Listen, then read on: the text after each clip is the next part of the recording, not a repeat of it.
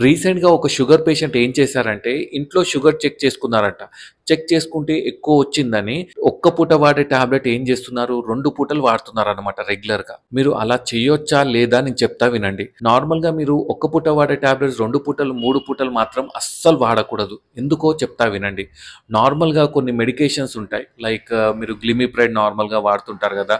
అది ఒక్క పూట వాడేది మీరు 2 పూటలు వాడినా, కొందరు 3 పూటలు వాడినా షుగర్ లో అయ్యే ఛాన్సెస్ ఎక్కువగా ఉంటాయి ఆ టాబ్లెట్స్ తోటి. వేరే టాబ్లెట్స్ ఎగ్జాంపుల్ మీరు మెట్ఫార్మినో లేకపోతే వేరే టాబ్లెట్స్ తోటి ఏంటంటే గ్యాస్ట్రిక్ సైడ్ ఎఫెక్ట్స్ చాలా ఉంటాయి.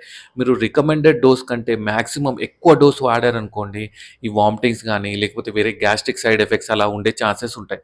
కొందరేమో ఇట్లా డాపాగ్లిఫోసిన్ టాబ్లెట్ కూడా వాడతారు గదా! అది నార్మల్‌గా మాక్సిమం 10 ఎంజీ డోస్. మీరేమో 20 ఎంజీ అట్లా డబుల్ డోస్ యేసుకుంటే ఏమవుతుంది?